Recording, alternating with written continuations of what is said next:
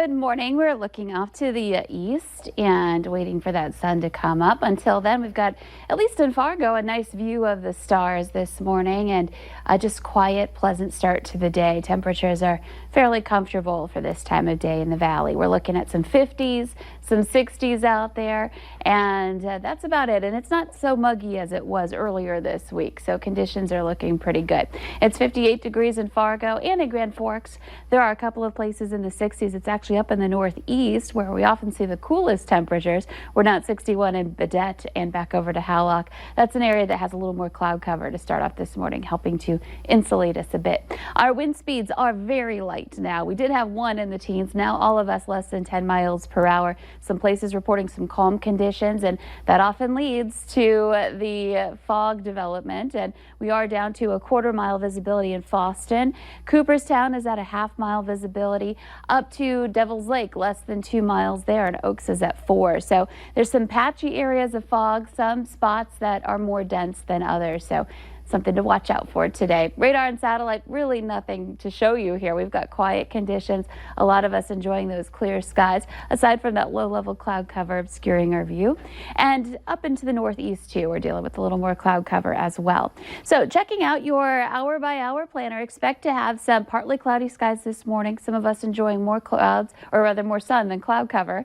And we'll see those temperatures on the rise back into the 60s to some low 70s at lunchtime. So similar to yesterday, and we build off of that into the afternoon, perhaps even a little cooler. Yesterday we had a few places hit 80 degrees.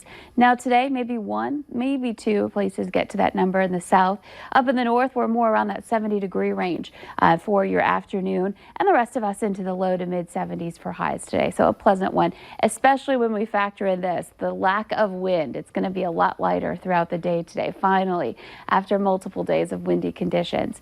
Heading into tonight, a pleasant evening. 7 o'clock will be in the 60s to some low 70s with some clear skies. And we continue this early on in the night tonight, but Friday brings about some change. We've got some rain and thunder chances, a couple of rounds. First in the southern valley in the early morning hours. This is overnight. We'll head into the early morning, 5, 6. We're looking at some showers and thunder showers trying to get their act together, and then they continue to kind of coalesce into a stronger complex of storms here down in the southern valley. Now that continues through the morning and eventually rolls off to the east. So more rain for the south, and especially southeast that has seen it for a couple of days this week. We're going to get that next round potentially. And then as we head further into the day, you can see we've got some clearing happening overall, lots of sun, warm temperatures back into the low 80s in spots, and we'll see that wind coming in out of the south or southeast with some gusts picking up into the 20s and 30s, helping to fuel more rain and thunder showers coming up here for the afternoon and evening tomorrow, and these could be severe.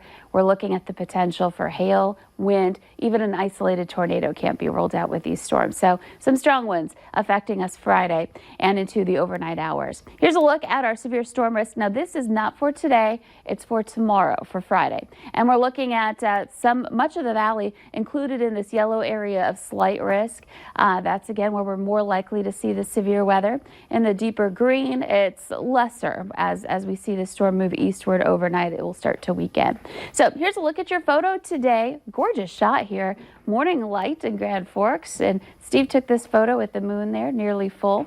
And a look at your 7-day planner. We've got some changes again happening tomorrow with an active pattern taking over for Friday and continuing into Saturday potentially. We'll cool things down a little bit. Heading into the weekend, we may even see some rain and thunder lingering into Sunday. So not rain-free this weekend like we were hoping for, but we do start off fall on the fall equinox on Monday with temperatures back in the 70s with some sunny skies. It's looking pretty good for the start of the week, the first half of the week for that matter.